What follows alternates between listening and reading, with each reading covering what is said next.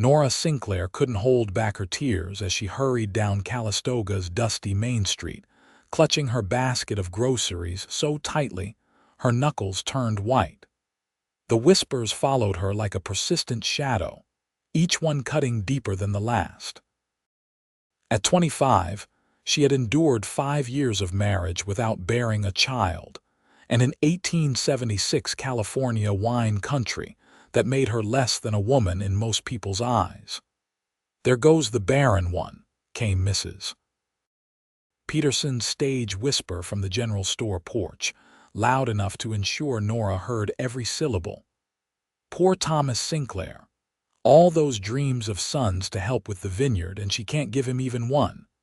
Nora quickened her pace, dust kicking up around the hem of her calico dress. She'd once walked these streets with her head held high. The daughter of Calistoga's former doctor, she'd been raised to be educated and dignified. But dignity offered little protection against the cruel words that had only intensified since Thomas's death from pneumonia the previous winter. Without him, the whispers had grown bolder. Without him, she was just the barren widow who couldn't keep her husband or give him children. The vineyard they'd started together was failing without his expertise, and she was drowning in debt and loneliness. "Miss Sinclair." The deep voice behind her made Nora wince. She recognized it immediately. Sheriff Miller, who'd been pressuring her to sell her struggling vineyard to his brother-in-law at a fraction of its worth. She pretended not to hear, walking faster. "Miss Sinclair, hold up a minute." A firm hand caught her elbow, forcing her to stop. Nora turned, blinking back tears as she faced the lawman. "Sheriff Miller," she acknowledged with a stiff nod. "Got word from the bank today," he said, his voice carrying down the street. "Final notice on your property. You've got 2 weeks before they take it from you." His expression held false sympathy that didn't reach his eyes. "My offer still stands. Half the property value might not seem fair, but it's better than nothing." "I appreciate your concern," Nora replied, her voice remarkably steady despite the panic rising in her chest. "But I'll find a way to make the payment." The sheriff chuckled. "With what? That vineyard's dying faster than your hopes of ever being a proper woman." He leaned closer. "A barren woman has no business trying to run a man's enterprise. Best accept the inevitable." Nora pulled her arm free, her cheeks burning with humiliation as several townsfolk stopped to watch their exchange. "Good day, Sheriff," she said, then turned and fled toward home, no longer able to contain her tears. The 2-mile walk to her vineyard on the outskirts of town gave Nora time to compose herself, though her heart remained heavy. The neat rows of grapevines came into view as she rounded the bend in the road, the afternoon sun casting long shadows across what had once been Thomas's pride and joy. What Sheriff Miller had said was true. The vines were struggling. Without Thomas's knowledge and the money to hire proper help, Nora had been barely keeping them alive. The small farmhouse they'd built together stood at the edge of the property, its white paint peeling in the California sun. As she approached, a strange sight made her slow her steps. A large wagon was parked in front of her house, loaded with trunks and furniture. A tall man stood beside it, his back to her as he unloaded a wooden crate. "Excuse me," Nora called out, clutching her basket tighter. "Can I help you?" The man turned and Nora's breath caught. She recognized him immediately, Zachariah Sutton, a man whose reputation had preceded him to Calistoga. He'd arrived 3 months ago from Montana with 5 children in tow and purchased the abandoned Fletcher Ranch bordering her property. The town had buzzed with gossip about the handsome widower who'd come to California to start anew. "Miss Sinclair," he said, removing his hat. His dark hair was streaked with silver at the temples, despite him being not much older than 30. His eyes were the piercing blue of a summer sky, set in a face weathered by sun and hardship. "I hope I'm not intruding." "Mr. Sutton," she replied carefully. "What brings you to my property?" Before he could answer, a small figure darted from behind the wagon. "Pa, is this where we're staying?" A boy of about 8 peered up at Nora with curious eyes. "Samuel, mind your manners," Zachariah admonished gently. "This is Miss Sinclair, our neighbor." The boy ducked his head respectfully. "Pleased to meet you, madam." More children appeared, a girl of perhaps 10, another boy who looked about 6, and twin girls who couldn't be more than 4, all with the same dark hair and blue eyes as their father. "Miss Sinclair," Zachariah said, his deep voice commanding attention, "I've come to make you a proposition." Nora's guard went up immediately. "Mr. Sutton, if you're here about buying my land—" "Not exactly," he interrupted, his expression serious. "I'm here to propose marriage." Nora nearly dropped her basket. "I beg your pardon, marriage," he repeated calmly, as if discussing the weather. "I need a mother for my children, and you need help with this vineyard. I know about vines, worked on a vineyard in Sonoma before heading to Montana." Nora stared at him in disbelief. "Mr. Sutton, we barely know each other. This is highly improper." Improper would be letting 5 children grow up without a mother's guidance, or watching a fine vineyard like this go to ruin. He gestured toward her struggling vines. "I've been watching how you care for this place. You've got determination, but you need help." "And you think marriage is the solution?" Nora asked, incredulous. Zachariah's expression softened slightly. "I think 2 people helping each other makes more sense than both struggling alone." He glanced at his children, who were watching the exchange with wide, curious eyes. "My Eliza's been gone 3 years now. The children need stability, a woman's touch." "And what about love, Mr. Sutton?" Nora challenged, her voice barely above a whisper. "Respect comes first," he replied frankly. "Love might follow if we're fortunate. But my first marriage taught me that partnership matters more than passion." Nora opened her mouth to refuse, to tell this presumptuous man to take his children and leave her property.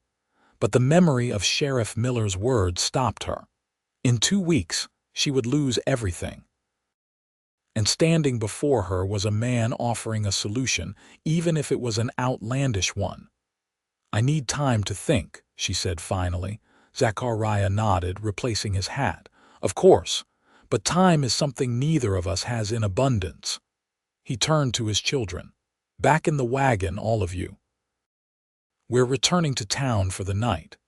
As they climbed back into the wagon, the oldest girl looked at Nora with hopeful eyes. "I'm Margaret," she said quietly. "I could help you with cooking and sewing if you married Pa. I'm very good at mending." The simple statement, delivered with such earnestness, made Nora's heart twist painfully. These children needed a mother, and she, a woman the town mocked for being unable to bear children, suddenly found herself with the prospect of an instant family. "You have until tomorrow evening for your answer," Zachariah said as he climbed onto the wagon seat. "We'll be at the Calistoga Hotel."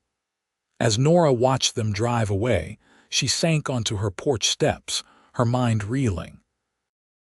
A marriage of convenience to a man she barely knew, becoming mother to 5 children overnight, it seemed absurd. And yet, as she looked at her failing vineyard and thought of the bank's deadline, she wondered if she had any choice at all. That night, sleep eluded her. Nora tossed and turned, haunted by memories of Thomas and their desperate attempts to conceive a child. After 3 years of marriage without a pregnancy, the town doctor had declared her barren. Thomas had claimed it didn't matter, but the sadness in his eyes told a different story. And now here was a man offering her 5 children at once. The irony wasn't lost on her by dawn. Nora had made her decision. She rose, washed, and dressed in her best blue dress, the one Thomas had always said matched her eyes. She braided her chestnut hair carefully and pinned it up, then set out for town with determined steps. The morning stage had just arrived when she reached Calistoga's main street. People bustled about their business, several casting curious glances her way. Nora ignored them, making straight for the hotel. Before she could reach it, however, a familiar voice called out. "Well, if it isn't the Barren widow," Martha Holloway drawled from where she sat outside the millinery shop. "Come to town to beg for an extension from the bank." Nora stopped, turning slowly to face the woman who had once been her friend. Martha had married the same year as Nora but had quickly produced 3 healthy children. "Good morning, Martha," Nora said evenly. "I trust your family is well." Martha's lips curved in a smile that didn't reach her eyes. "Thriving. My Henry's got a fine, growing family to be proud of." The implication was clear, unlike Thomas, who had died without heirs. Nora was about to respond when the hotel door opened, and Zachariah emerged with all 5 children in tow. Their eyes met across the dusty street, and something in his steady gaze gave her courage. "If you'll excuse me," Nora said to Martha, "I need to speak with my fiancé." She didn't wait to see Martha's reaction, crossing the street with her head high. The look of shock on the woman's face was visible from the corner of her eye. "Mr. Sutton," Nora said, her voice carrying just enough to be heard by the gathering of onlookers. "I've considered your proposal and have an answer for you."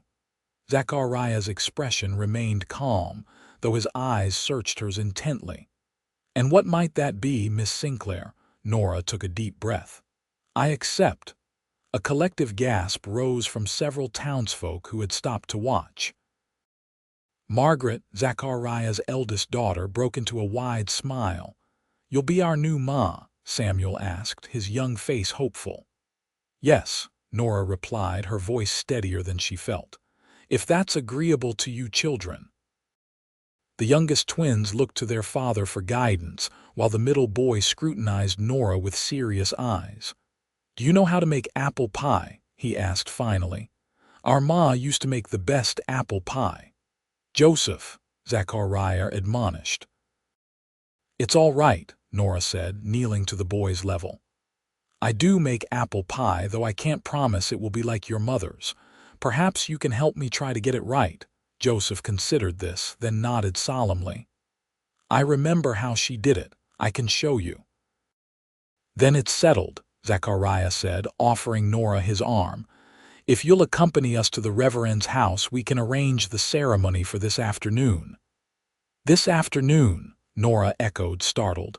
"So soon? No sense in waiting." "The children's things are already loaded, and your vineyard won't tend itself."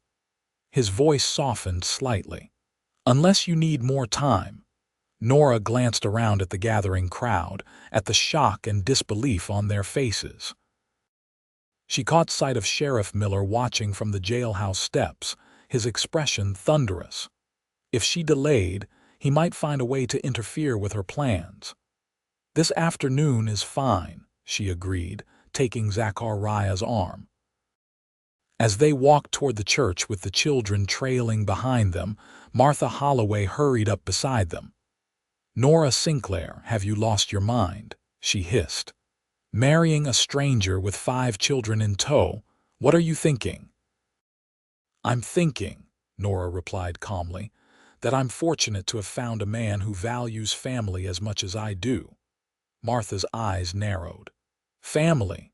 What would you know about family? You couldn't give Thomas even 1 child, and now you think you can mother 5. Nora felt Zachariah stiffen beside her.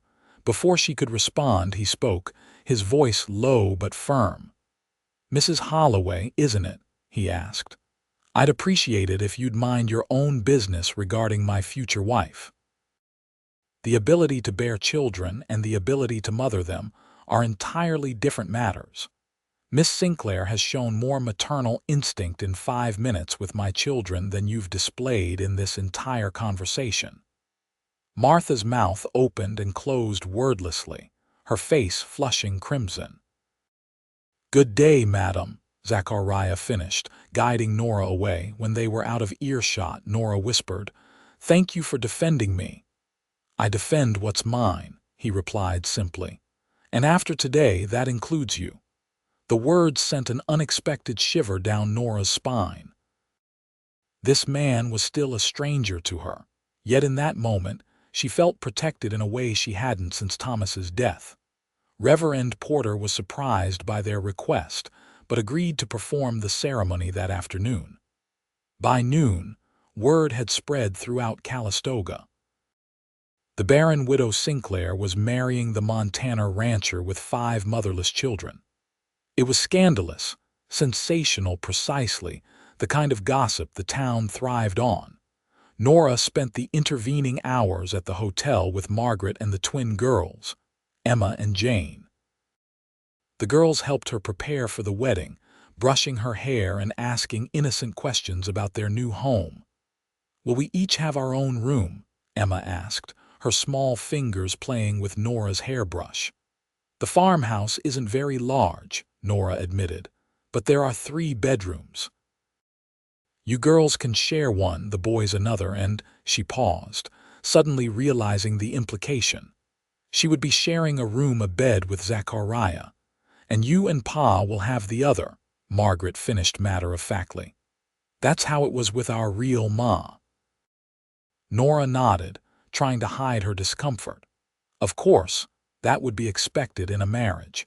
She had agreed to be a mother to these children and a wife to their father. But the thought of intimacy with a man she barely knew filled her with trepidation. At 3 o'clock, Nora stood in the small church wearing her blue dress, a borrowed veil, and clutching a bouquet of wildflowers the children had gathered. The pews were surprisingly full, not with well-wishers, she knew, but with curious townsfolk eager to witness what many considered an ill-advised union. Zachariah waited for her at the altar, freshly shaved and wearing a clean black suit that emphasized the breadth of his shoulders.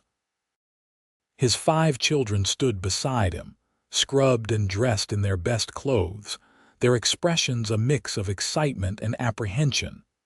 As Nora walked down the aisle alone, whispers followed her progress. She kept her eyes fixed on Zachariah, drawing strength from his steady gaze. When she reached him, he took her hand in his grip warm and sure. "Ready," he murmured.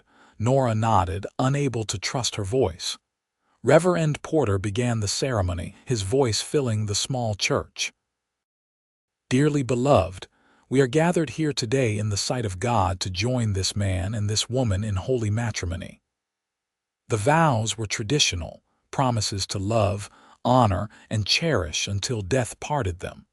When Nora repeated the words, her voice trembled slightly. This wasn't how she had imagined her life unfolding. She had already said these vows once, to a man she had loved deeply. Now she was saying them to a stranger out of desperation and necessity. "I now pronounce you man and wife," Reverend Porter concluded. "You may kiss the bride."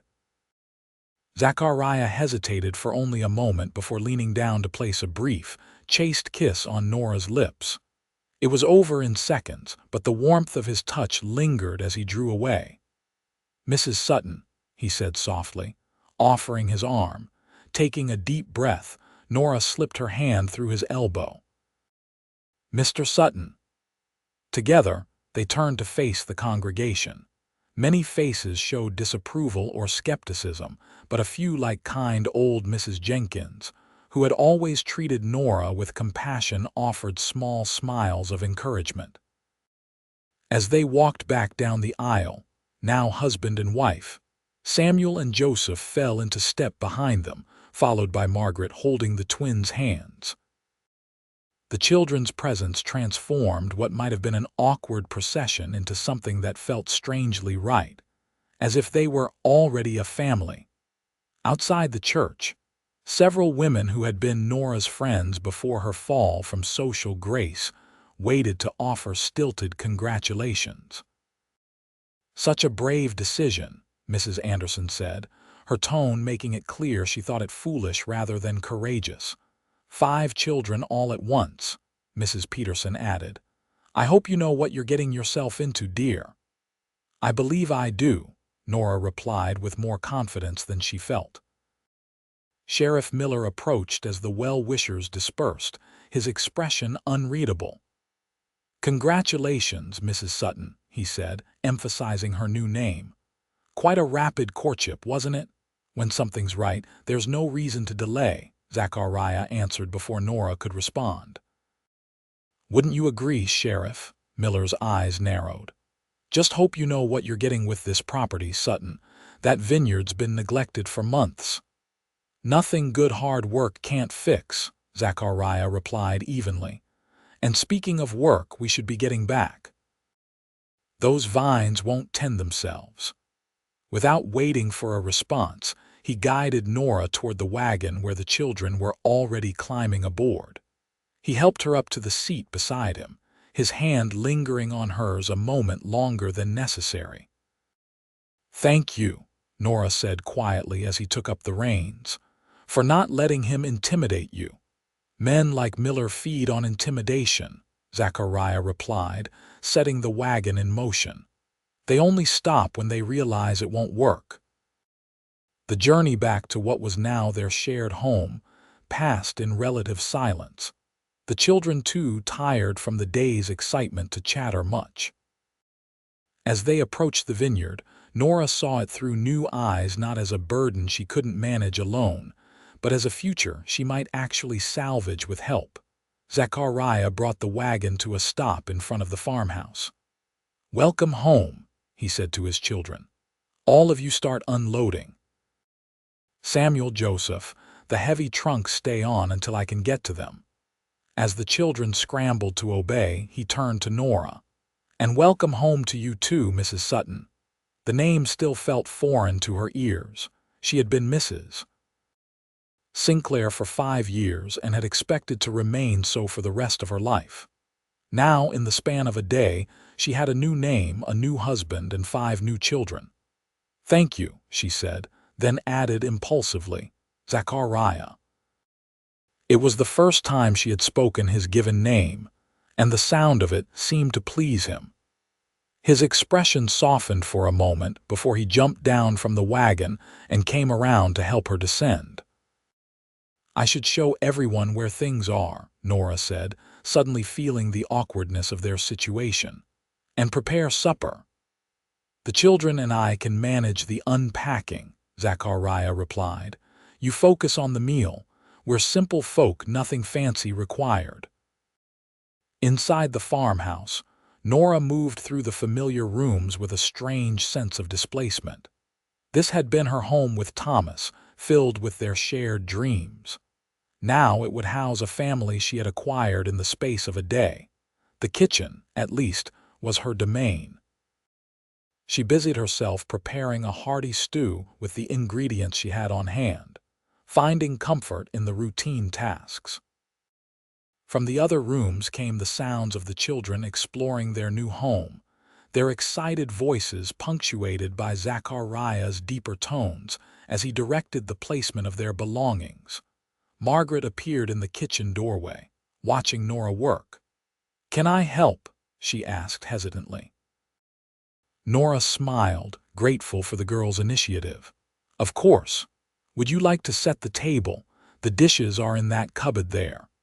As they worked together, Nora asked gently, "How are you feeling about all of this, Margaret? It's been a very sudden change for all of us." The girl considered the question as she carefully placed plates around the table. "I'm glad Pa found someone," she said finally. "It's been hard since Ma died. I've tried to take care of the little ones, but—" "That's a lot of responsibility for a young girl," Nora finished when Margaret trailed off. Margaret nodded, her eyes downcast.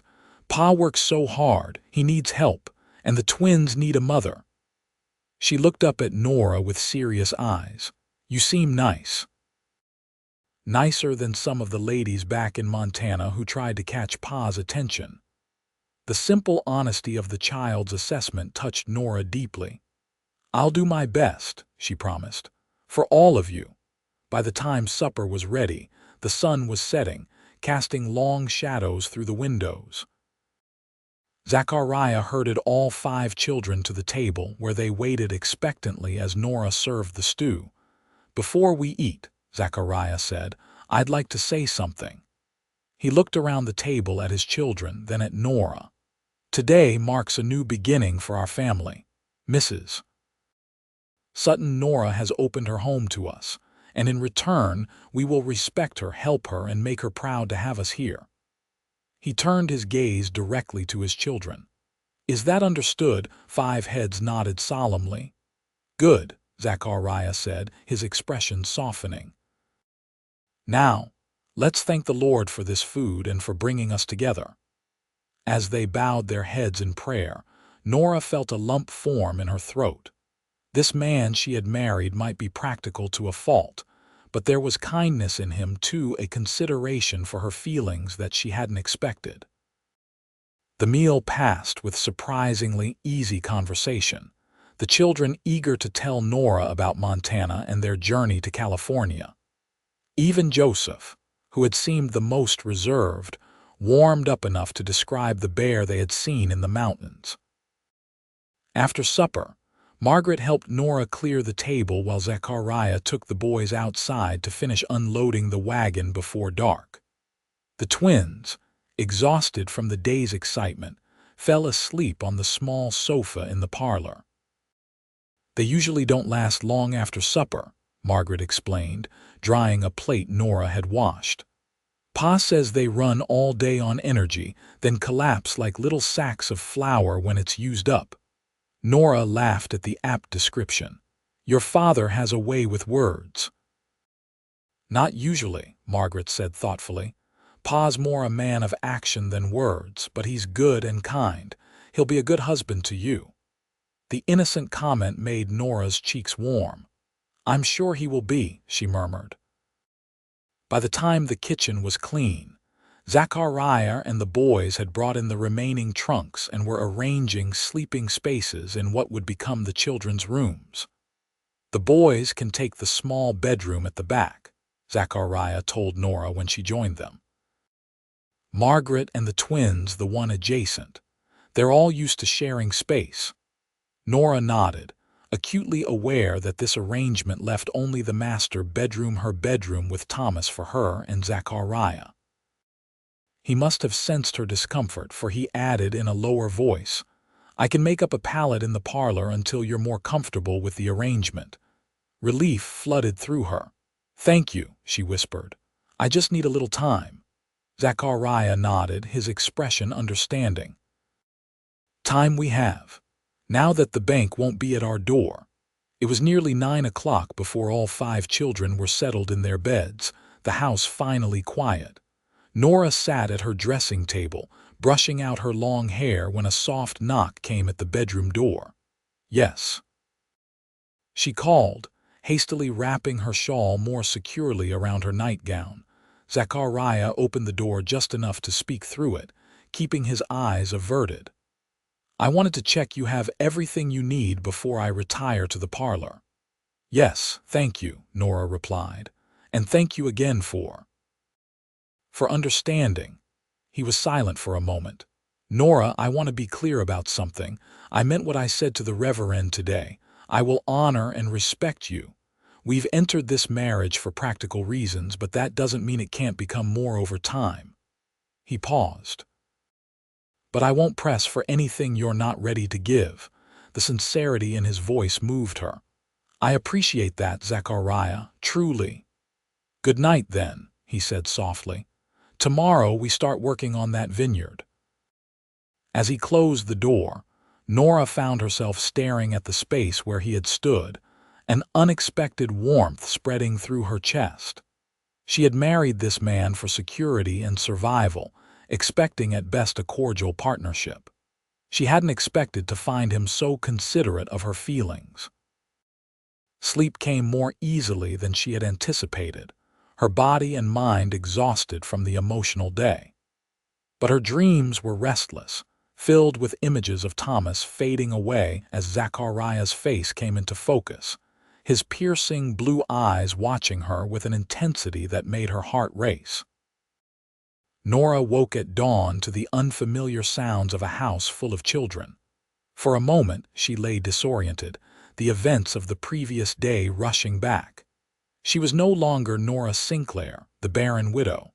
She was Nora Sutton, wife and stepmother to 5.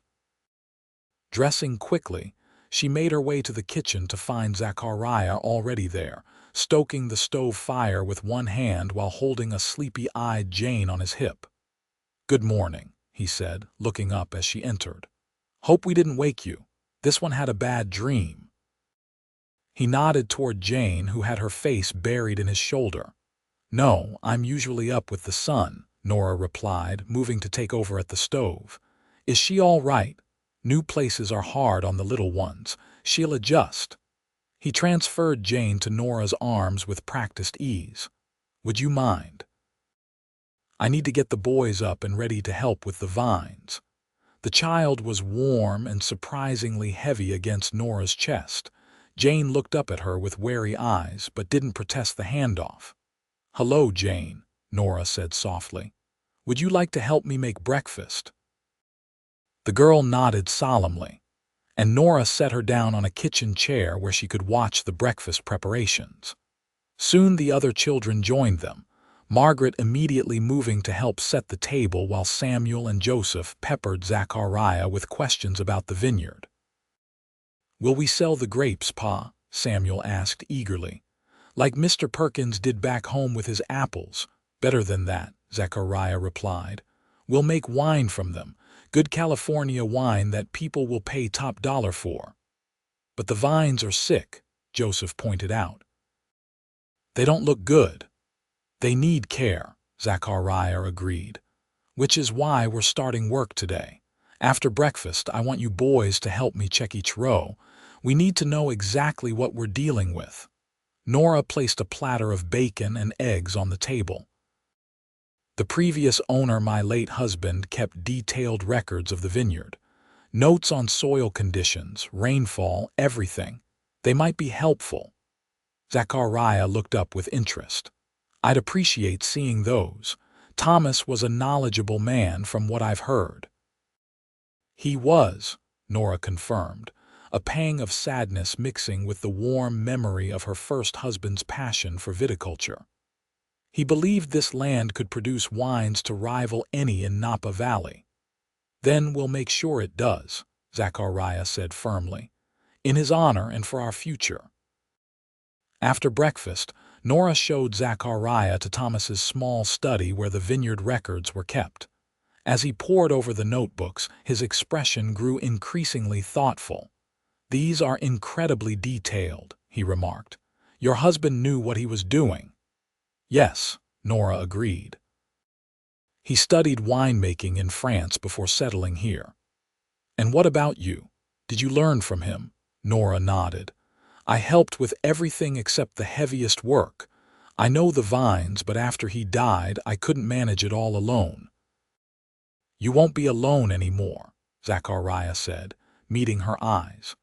The simple statement held a promise that extended beyond just the vineyard work. The next several days fell into a rhythm as the Sutton family adjusted to their new life together. Each morning, Zachariah and the boys worked in the vineyard, carefully pruning away dead growth and treating diseased vines. Nora divided her time between household tasks with the girls and working alongside Zachariah when the younger children were napping. To her surprise, she found Zachariah to be a patient teacher with his children and a respectful colleague in the vineyard. He listened to her knowledge of the specific vines Thomas had planted and incorporated her suggestions into his plans for rehabilitation. "Your husband chose good varietals," he told her as they walked the rows one afternoon, inspecting the progress. "Cabernet Sauvignon, Zinfandel, they're well suited to this soil." He believed California wines would someday be as respected as French ones, Nora replied. Everyone thought he was foolish. "Visionaries often appear foolish to those who lack imagination," Zachariah said. I think he was right. By the end of the first week, they had established a comfortable routine. Zachariah continued to sleep in the parlor, though Nora found herself increasingly wondering what it would be like to have him beside her at night. His strength and steadiness had become a comfort she hadn't expected. On Sunday, they attended church together, all 7 of them dressed in their finest clothes. The stares and whispers that had once cut Nora to the quick now seemed to matter less with Zachariah's solid presence beside her and the children surrounding her. After the service, several townsfolk approached them, curiosity overcoming their initial judgment. The Sutton children, well-mannered and articulate, charmed many who had been skeptical of the hasty marriage. Sheriff Miller, however, maintained his distance, watching the family with narrowed eyes. Nora noticed his attention, but found she no longer feared his disapproval. With the bank payment made using Zachariah's savings, the immediate threat to her property was gone. As they headed back to the wagon, Martha Holloway intercepted them, her expression carefully composed into a semblance of friendliness. "Nora, you must bring your new family for tea next week," she said, her gaze moving assessingly over the children. "My Henry would love to meet Mr. Sutton, and the children could play together." Before Nora could respond, Zachariah placed a hand at the small of her back. "That's kind of you, Mrs. Holloway, but we're quite busy with the vineyard restoration. Perhaps another time." Martha's smile tightened. "Of course. The vineyard. Tell me, Mr. Sutton, do you actually know anything about winemaking? It's such a specific skill." "I know enough," Zachariah replied evenly, "and I'm fortunate that my wife is knowledgeable as well." "Yes, Thomas did try to teach her," Martha said with false sympathy. "Though I understand the vineyard has been struggling since his passing." "Only because one person cannot do the work of many," Nora interjected, finding her voice. "Now that there are more hands, we'll restore it to what Thomas envisioned." Martha's eyes narrowed slightly. "Well, I certainly wish you luck. Not everyone in Calistoga is convinced that vineyard can be saved, but perhaps you'll prove them wrong." "We intend to," Zachariah said firmly. "Good day, Mrs. Holloway." As they walked away, Nora whispered, "Thank you for that." Martha was never truly my friend, even before. She stopped herself, not wanting to mention her barrenness in front of the children. Zachariah squeezed her hand. "No thanks needed. A husband stands by his wife." The simple statement warmed her heart in a way she hadn't expected. This marriage might have begun as a practical arrangement, but Zachariah's steadfast support was beginning to feel like something more. That night, after the children were asleep, Nora found Zachariah on the porch, staring out at the moonlit vineyard. She joined him, wrapping a shawl around her shoulders against the evening chill. "The vines are already looking better," she remarked, following his gaze across the silver-touched rows. "They respond quickly to proper care," he replied, "like most living things." They stood in companionable silence for a moment before Nora gathered her courage to ask something that had been on her mind. "Zachariah, may I ask about your first wife? The children mention her sometimes, but I don't want to say the wrong thing." He was quiet for so long she thought he might not answer. Finally, he sighed. "Eliza was a good woman, kind, gentle with the children. We married young. She was 17, I was 20. It was a love match, unusual for Montana ranching families where marriages were often arranged for property consolidation." "How did she die?" Nora asked softly. "Childbirth," Zachariah answered, his voice roughening. "She was delivering our 6th child. Neither survived." Nora's heart clenched. "I'm so sorry." "It was 3 years ago," he continued. "I did my best with the children, but a ranch is no place for a man alone with 5 young ones. When my brother wrote about opportunities in California, it seemed like a chance to start fresh." "And you've done admirably," Nora said. "Your children are wonderful." Zachariah turned to face her, his expression softening in the moonlight. "They like you, even Joseph, who's been the most resistant to change since his mother died." "I'm glad," Nora replied. "I want them to be happy here." "And you?" Zachariah asked. "Are you happy with our arrangement, Nora?" The question caught her off guard with its directness. Yes, more than I expected to be," she admitted. "As am I." He hesitated, then added, "I know our marriage began as a practical solution to both our problems, but I find myself increasingly glad that you agreed to be my wife." The words sent a flutter through Nora's chest. "Zachariah, you don't need to say anything," he interrupted gently. "I just wanted you to know." He stepped back, creating distance between them. "It's getting late. We should both get some rest." As he turned to go back inside, Nora made a decision that had been forming in her mind for days. "Zachariah, wait." When he paused, she took a deep breath. I think it's time you moved your things from the parlor to our room." He studied her face carefully. "Are you certain?" "Yes," she whispered. "I'm certain." That night, for the first time, they shared the bed that had once been hers and Thomas's. They lay side by side, careful not to touch, the space between them charged with awareness. But when Nora woke from a nightmare in the early hours, Zachariah's arm instinctively came around her, pulling her against his chest until her racing heart calmed. "You're safe," he murmured, his voice rough with sleep. "I've got you."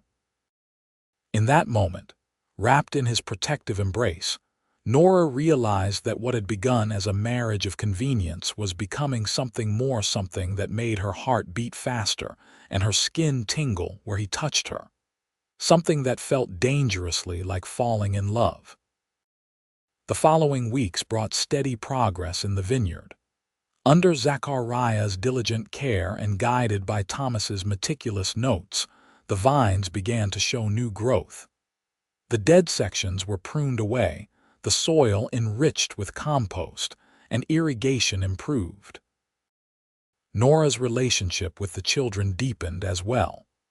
Margaret, who had taken on too much responsibility at a young age, gradually allowed herself to be a child again, knowing Nora would handle the mothering duties.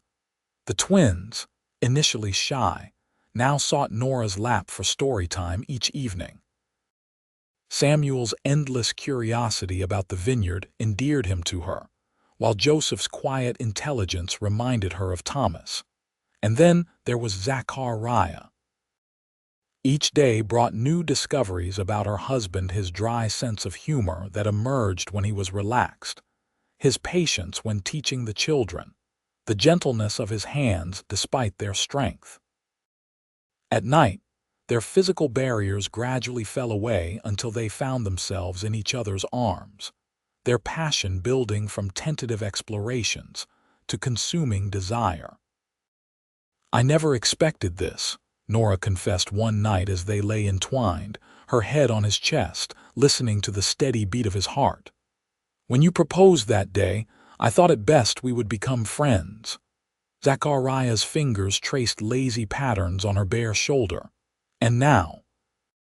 She propped herself up to look at him in the moonlight streaming through the window. "Now I find myself falling in love with my husband."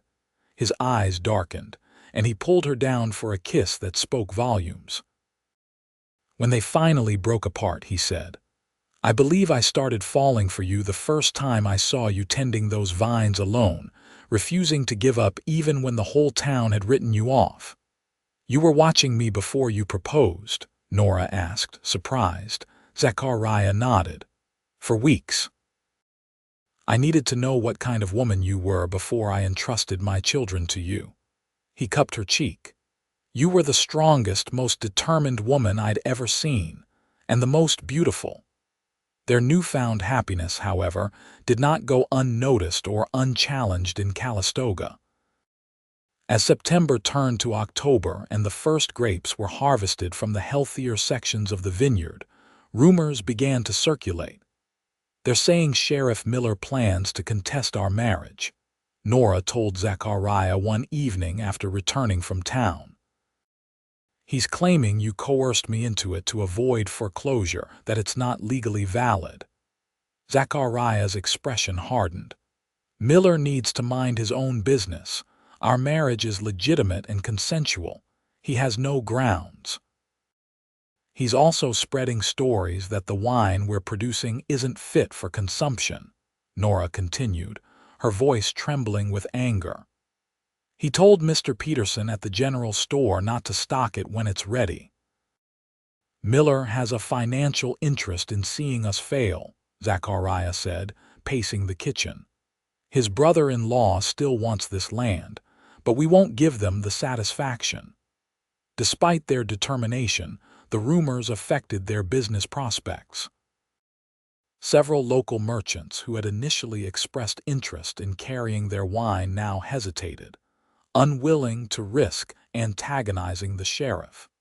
The situation came to a head one rainy afternoon in late October. Nora was alone at the house with the twins while Zachariah had taken the older children to town for supplies. A knock at the door revealed Sheriff Miller, standing beneath an umbrella, his expression grim. "Mrs. Sutton," he said, emphasizing her married name with sarcasm. "May I come in?"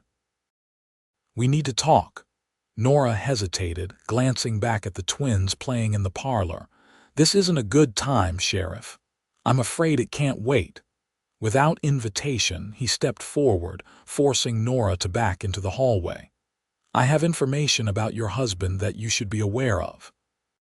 "Whatever it is, you can tell us both when he returns," Nora said firmly, standing her ground. Miller smiled unpleasantly. "I think you'll want to hear this privately. It concerns his departure from Montana." Despite herself, Nora felt a flicker of unease. Zachariah had never discussed the specific reasons for leaving his ranch beyond seeking a fresh start. "Say what you came to say and then leave, Sheriff. I have children to attend to." Miller moved closer, lowering his voice. "Your husband didn't come to California just for a fresh start, Mrs. Sutton. He fled Montana because he was accused of murdering his ranch hand, a man who was supposedly paying too much attention to his wife before she died." Nora's blood ran cold, but she kept her expression neutral. "That's a serious accusation, Sheriff. Do you have proof?" "I received a telegram from the Montana authorities yesterday," Miller replied, producing a folded paper from his pocket. "They've been looking for him for 3 years." Nora eyed the telegram skeptically. "May I see that?" "Of course." He handed it to her with a satisfied smirk. Nora unfolded the paper, reading quickly. The message did indeed request information about Zachariah Sutton, but it mentioned only questioning regarding a disappearance, not murder. The discrepancy was telling. "This doesn't say what you claim it does, Sheriff," Nora said, handing back the telegram. "And I trust my husband. Now I'll ask you to leave." Miller's expression hardened. "You're making a mistake, Nora. That man is dangerous. And when the Montana authorities arrive next week, you'll wish you'd listened to me." "Is that a threat?" Nora challenged. "A warning," Miller corrected. "For old time's sake.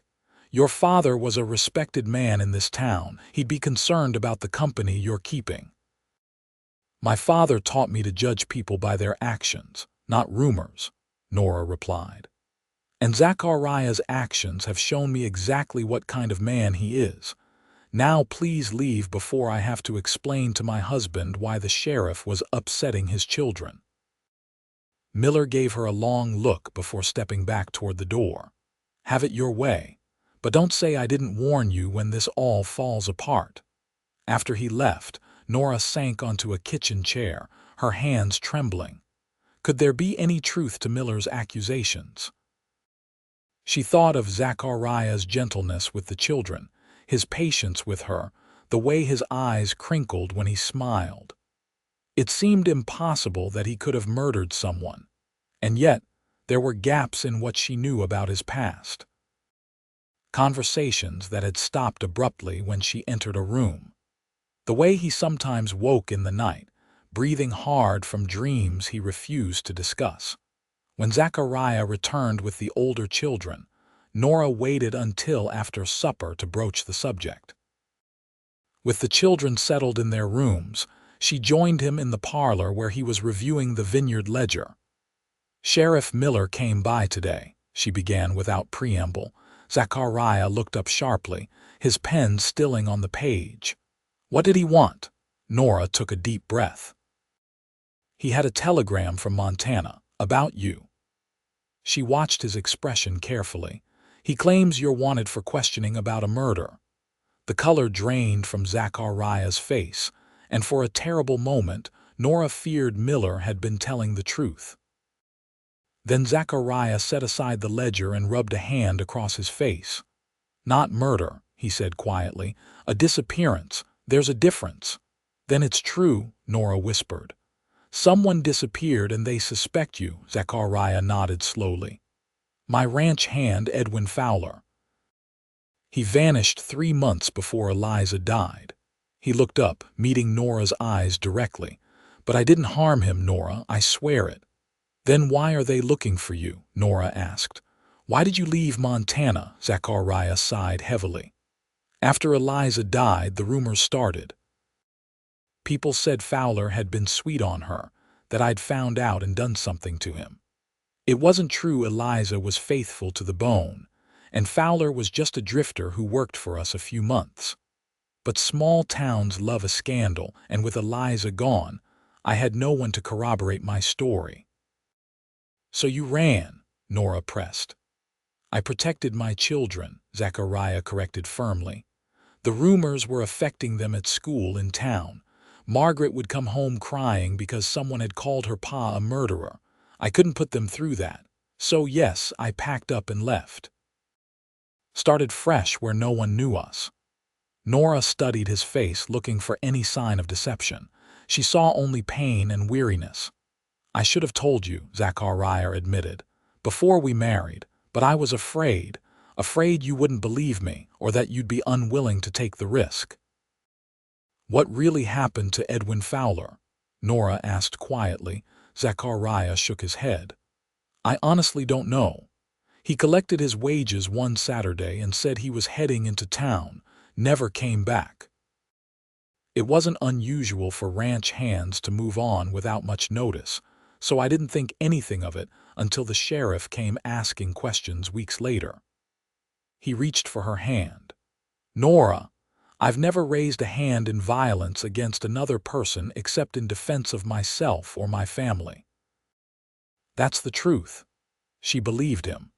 Despite the gravity of the situation, despite having known him only a short time, Nora found she trusted Zachariah completely. "If the Montana authorities are coming, we need to face this," she said firmly. "Running only makes you look guilty." "And if they take me away?" Zachariah asked. "What happens to you and the children then?" The thought of losing him sent a cold spike of fear through Nora's heart, but she steeled herself. "We'll prove your innocence, together." Zachariah's expression softened and he pulled her into his arms. "How did I get so fortunate to find you?" he murmured against her hair. "I think I'm the fortunate one," Nora replied, resting her head against his chest. "The barren widow who found a family when she least expected it." Over the next few days, Zachariah and Nora prepared for the arrival of the Montana authorities. They decided to be forthcoming, to present the truth and trust that justice would prevail. But they kept the situation from the children, not wanting to worry them unnecessarily. "If something happens," Zachariah told Nora the night before the expected arrival, "the ranch and vineyard are in both our names now. You'll be provided for." "Nothing is going to happen," Nora insisted. "We'll clear your name."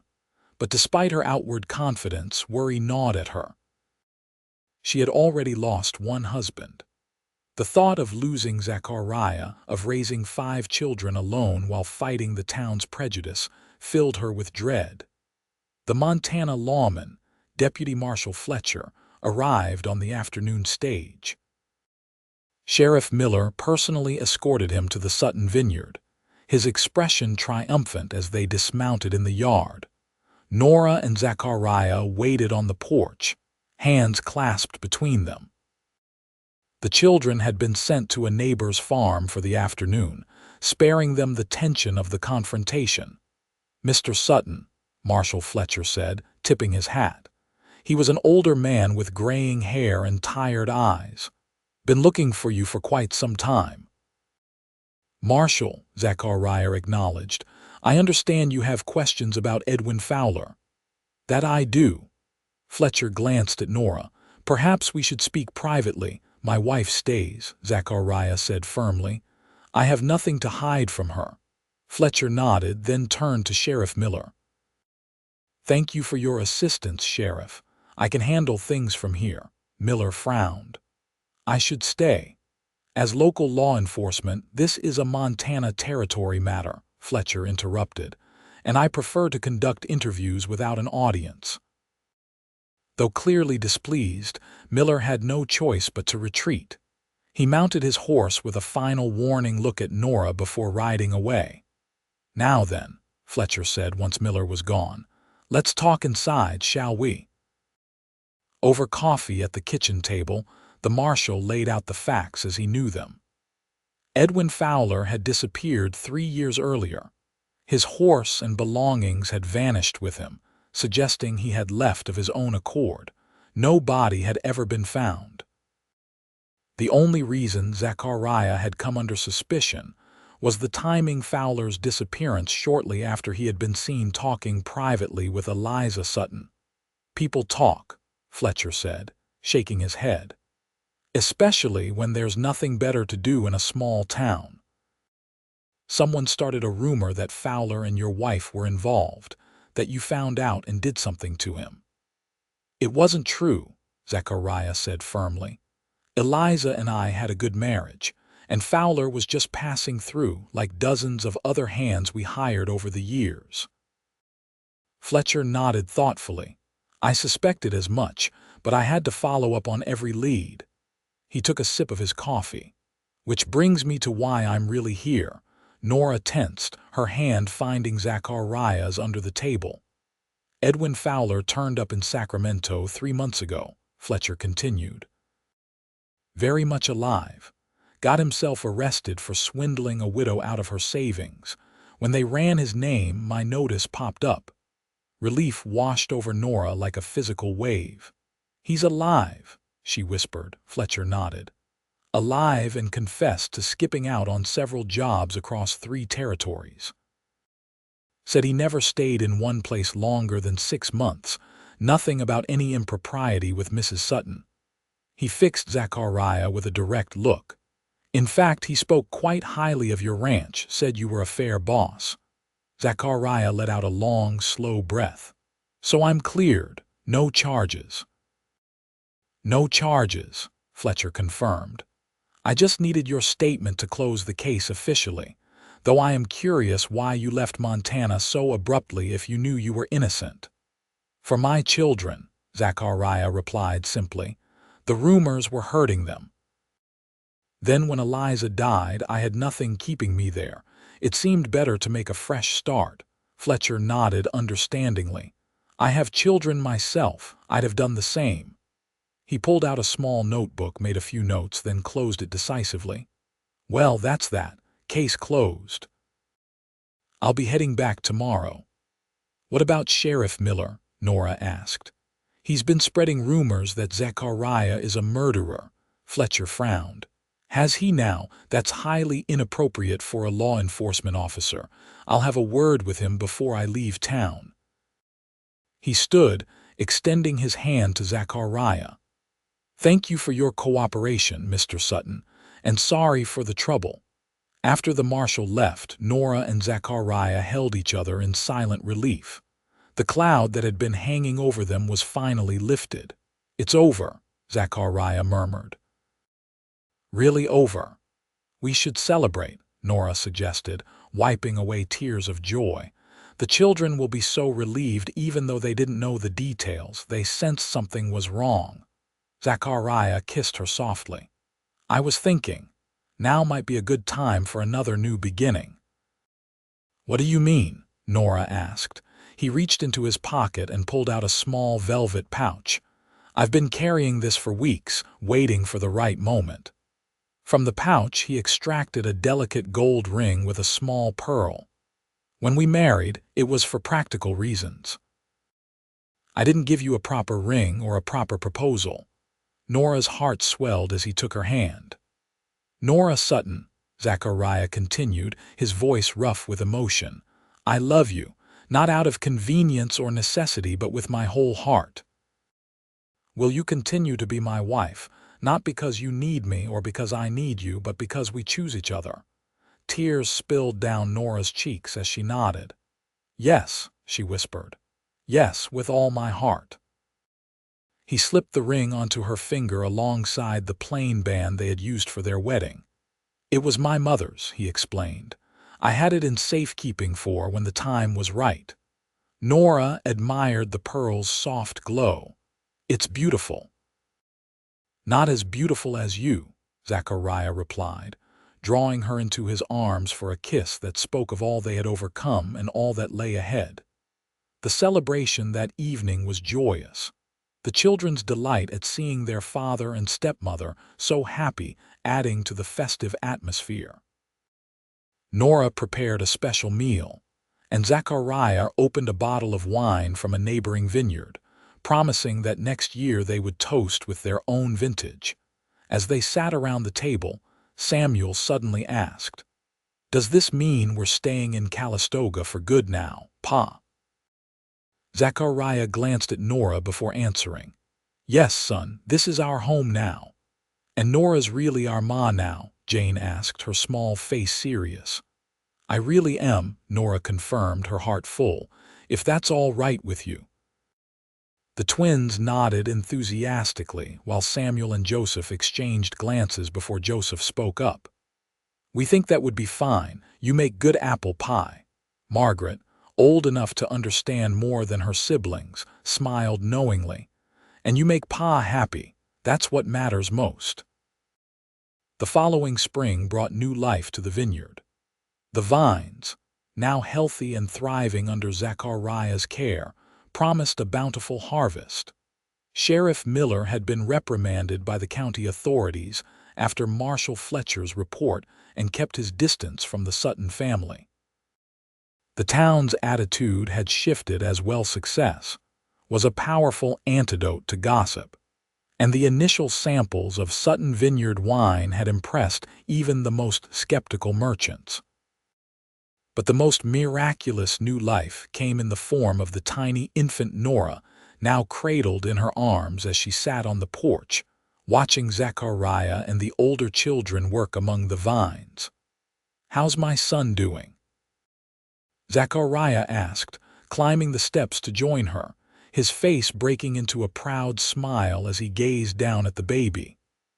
"Thomas is perfect," Nora replied, still marveling at the miracle in her arms. After believing herself barren for so many years, the discovery of her pregnancy had been a shock that quickly turned to joy. Just like his father, Zachariah settled beside her, draping an arm around her shoulders and pressing a kiss to her temple. And his mother. The twins came running up, eager as always to peek at their baby brother. "Can I hold him?" Emma begged. "If you sit very still," Nora agreed, carefully transferring the sleeping infant to Emma's lap while keeping a supportive hand beneath him. "He's so tiny," Jane whispered in awe. "You were that small once too," Margaret said, joining them on the porch.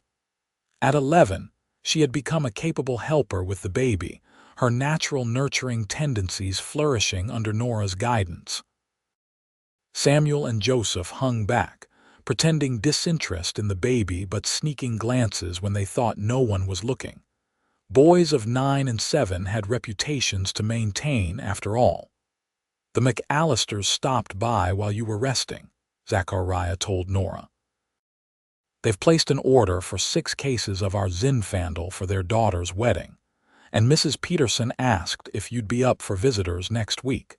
Seems the ladies' society wants to officially welcome you and the baby." Nora smiled at the irony. "The same women who once whispered about my barrenness now want to coo over my baby." "People change," Zachariah replied philosophically. "Or at least they can be persuaded to when proven wrong. Mrs. Holloway won't come," Margaret predicted with the wisdom of a child who had observed adult dynamics. "She's still mad that Nora proved her wrong." "Margaret," Nora admonished gently, though she suspected the girl was right. Martha had been particularly cutting when news of Nora's pregnancy had spread, suggesting it was convenient timing and insinuating that perhaps Thomas had been the problem all along. But Nora no longer let such petty remarks hurt her. She had too much joy in her life to dwell on bitterness. As the sun began to set over the vineyard, casting long golden rays through the flourishing vines, Nora looked around at her family, the 5 children who had come into her life so unexpectedly. The husband who had proposed a marriage of convenience only to give her the deepest love she had ever known, and the miracle baby no one had thought possible. "What are you thinking?" Zachariah asked, noticing her contemplative expression. Nora smiled, leaning against his solid strength. "I'm thinking that sometimes life's greatest blessings come disguised as its greatest challenges." Zachariah's arm tightened around her. "Like a stubborn widow with a failing vineyard, like a presumptuous cowboy with 5 children," she countered with a laugh. He captured her lips in a tender kiss. "I love you, Nora Sutton." "And I love you," she whispered back, "now and always." As darkness fell, they gathered their children and moved inside. A family created not by blood but by choice and circumstance, bound together by love that had grown from the most unlikely beginning. And in the nursery, little Thomas slept peacefully, living proof that even the most deeply entrenched beliefs could be overturned. The barren woman who had once been mocked by the entire town now had 6 children to call her own. And as she fell asleep in her husband's arms that night, Nora knew she wouldn't change a single step of the journey that had brought her here.